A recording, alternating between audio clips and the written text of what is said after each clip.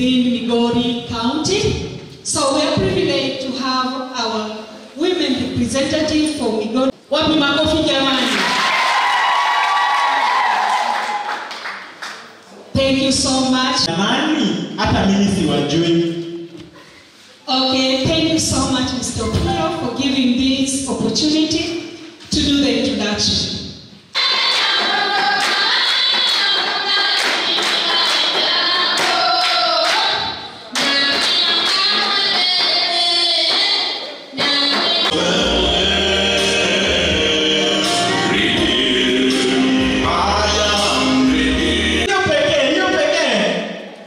Haijatosha. Naenda kukaribisha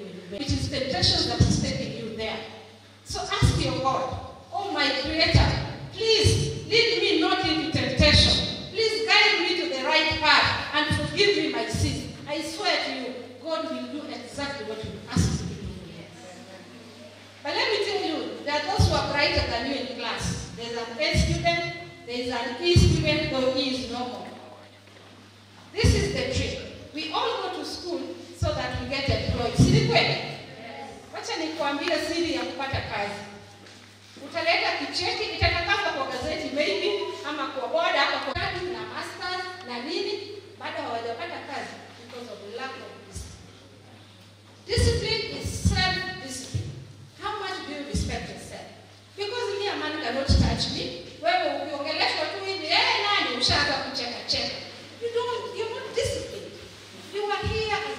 student be a student.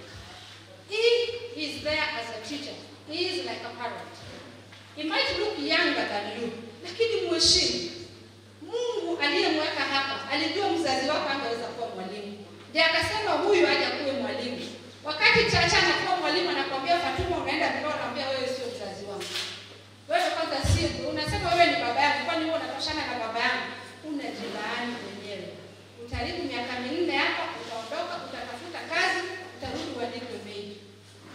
In fact, my sister has a house that has a building in Nasi. Na ni house that anampanguzia nyumba. Nawaambia jitahidi.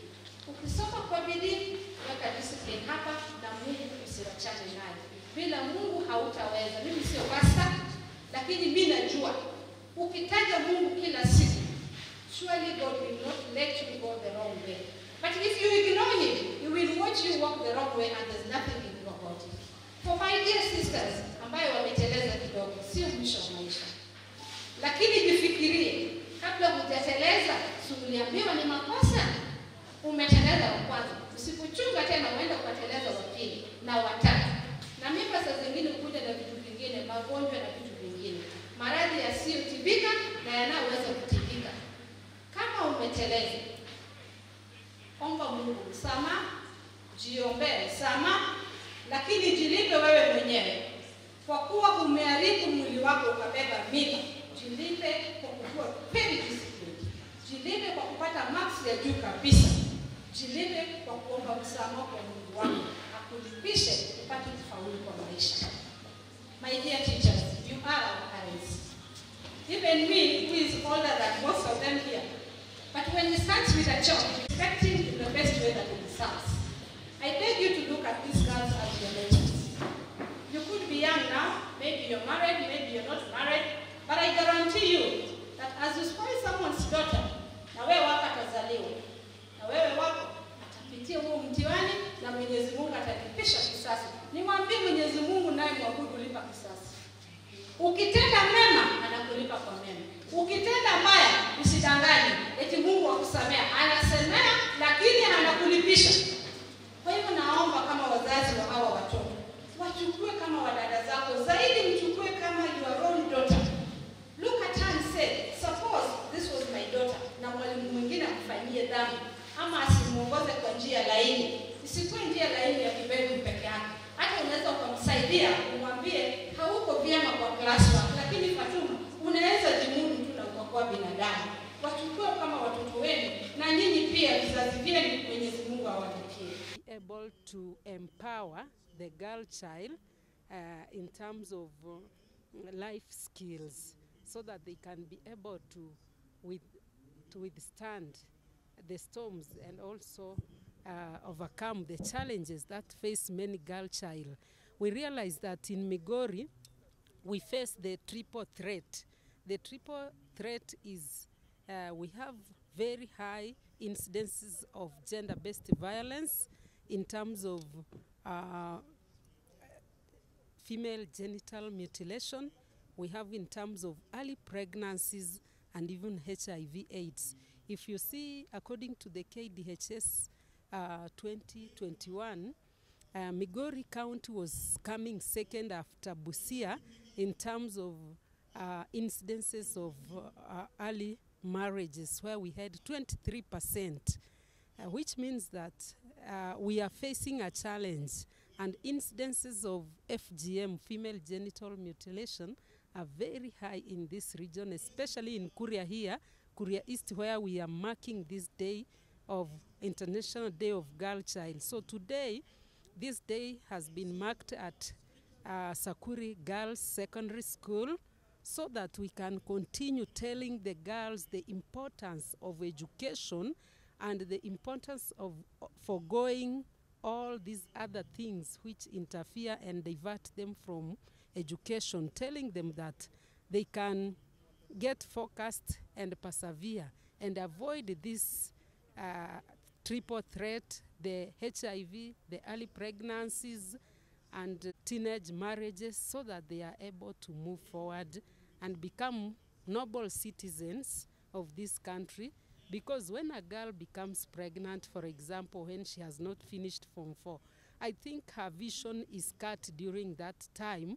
Most of them, although we encourage them that they can continue, but you will find that most of them do not even finish their secondary schools. They get married, and that is a child giving birth to a child. We find that that cycle continues, and the level of education goes very low. And you will realize that even in this part of Kuria, the level of education still in terms of even performance is still very low. So having such marking of days such as the International Day of Girl Child will really help us. Is that in the last year's budget, His Excellency Dr. Ochilo Ayako is very focused in making that we uplift the students in school. So the mentorship program is very well captured in the county budgets, although I know in 3 weeks' time I moved from the Department of Gender, but that is an aspect where schools will be mapped in each of the sub-counties, and mentorship will be a continuous process. And sometimes I say it needs willpower to move to that school. It doesn't even need much for you to just go and do that mentorship in that school. So it is something that the department is very well. And even in my Department of Trade, we are currently planning to have the empowerment of youth and women groups. When we empower a woman and she's able to empower her child, you've listened today, you've heard that the major problem is school fees. And when we empower, maybe some of the students even miss because they are always chased to go home and get school fees. So through working collaboratively, like from trade, empowering these women and youth to get the way to vend themselves, it means instead of a child being chased to go and get school fees, they will stay in school because those women are empowered. Siku ya leo ni muhimu kama sisi kama tunaweza, na mada ya mwaka huu wa siku ya mtoto wa kike inasema kwamba ni vizuri tuweze kuwekeza katika msichana wa kike na kumwangalia pia haki zake kama mtoto yule yeyote. Kwa hivyo sisi kama tunaweza, kazi yetu kuu ni kuhamasisha hawa watoto wote wa kike na wa kiume, lakini haswa pia ni kukusitiza kwamba watoto wa kike wako na disadvantages mingi ambazo hapa Kuria zinawaandama sana, kama ukeketaji, mimba za utotoni, kubakwa, kudhulumiwa na dhulma mbalimbali. So sisi kama tunaweza, tunahakikisha kwamba tunamsaidia huyu mtoto kwa kumhamasisha, kumfundisha, kuongea na jamii na pia kuongea na wafadhili na wengine ili waweze kuwekeza katika elimu yao. Kwa hivyo siku hii ni muhimu sana, ndio maana Migori County tumeona pia ni vizuri tuweze kusherekea, tuweze kuja hapa katika shule ya Sakuri ya wasichana hapa Kuria Kusini, tuweze kuwasherekea. Kwa hivyo ni siku ambayo ni muhimu sana, ni siku ambayo ni kipekee, na tunashukuru Mungu ya kwamba baada ya hapa washikadau wote wataweza kuendeleza hii kazi ya kuhakikisha kwamba mtoto wa kike anasaidiwa. Na mambo ya ukeketaji aswa saizi tunaelekea Disemba, tunajua kwamba kuna baadhi ya wanajamii ambao wanapanga, lakini tumefanya mikakati tofauti na tunajua kwamba tutaweza kuhakikisha mtoto wa kike hajapelekwa katika ukeketaji. Na pia yule ambaye ataweza kuweka maisha ya mtoto wa kike katika hatarini, basi pia kuna sheria ambayo ni ile Prohibition of Female Genital Act 2011 ambayo inaharamisha masuala ya ukeketaji nchini Kenya. Kwa hivyo sisi hapa Kuria tunasema kwamba washikadau wote tunashikana, ofisi zote za serikali kuu na county, ili tuweze kuwekeza katika mtoto wa kike na tuweze pia kuhakikisha kwamba haki yake anapewa kama ya yule mtoto wa kiume na yule mtoto yeyote. Sisi kama tunaweza empowerment, tukishirikiana na mashirika kama Amref, UNICEF, Naya Kenya na mengine, kazi yetu kuu ni kuhakikisha kwamba tunawekeza katika mtoto wa kike. Na kuwekeza kuna njia tofauti. Ya kwanza ni kumuelimisha, kujua haki zake. Pia vile vile kuna kuweza kuwekeza katika elimu, scholarship, na pia vile vile kumpatia nafasi ya uongozi. Advocacy is one thing that we are running up with, because we say that people perish because of lack of information. So we are starting with our young girls to to empower them to know their rights. And by knowing these rights, they'll be able to fight the 3 threats that we have. The triple threats are early marriage, early pregnancy, and HIV and AIDS, and in this region, HIV. Once they get to know their rights as when they are very young and they are teenagers, they are adolescents, they'll grow up knowing that it's wrong, this is not my right, and not only even leaving the boy child behind. We are going to have mentorship programs for the boys, for the mixed schools, and even the girls separately, so that the both gender grow up knowing that each gender has a right to live, has their own rights, and there are things that are wrong and others are right. And in that way, we are not going to have so much trouble in the future that we are heading to. Already we are working on rescue centers, we are working on safe houses, in partnership with the Mama Agnes Ochilo Foundation, the First Lady, Migori County. She's already coming up with a program to ensure that there is safety. Recently we had the Kambi Wasichana, but for us to sustain this, we have to ensure that we are doing it at the grassroots level. We are involving many stakeholders, we are involving the parents, we are involving even the councils of elders in this region, so that we work together as a family to make sure that the girl child gets their right the same way the boy child is also enjoying their rights. I think poverty has been another aspect. Secondly, maybe lack of mentors around. But with the vision and as per the governor's manifesto, education is one of his key pillars in his government. He has introduced the governor's scholarship, which means he pays for the students from the most disadvantaged families for 4 good years. We also have the governor's bursaries. And this has encouraged so many girls to work hard. Most of them have been enrolled in very good schools. And even for those who are qualified to go to national schools and because of school fees they would not join, now we have seen them joining. The enrollment is very high, especially coming up with the governor's scholarship and the governor's bursary, and also our leaders. And our own daughters and sons who are outside there are coming back to the community as mentors and giving back and telling our girls and daughters and our sons that, look, we came up from this community. Here we are not disadvantaged anymore, and we are not marginalizing ourselves. We have all the space for ourselves. So when we come back as mentors also, it helps our girls and our boys to focus and to dream big. The importance of educating a girl, actually when you educate a girl, you have educated the whole world. Because, for example, I'm a mother of both. I know that one time, my daughter will not be with me, but as an empowered girl, she will be outside there to pass on the baton to another family, to another community. It's good to empower the girl child. And even the economy that we have today, it's not an economy that will say that girls are born to be housewives. No, be a housewife, but with your papers. And also, it comes with the exposure. It's very important to educate a girl child.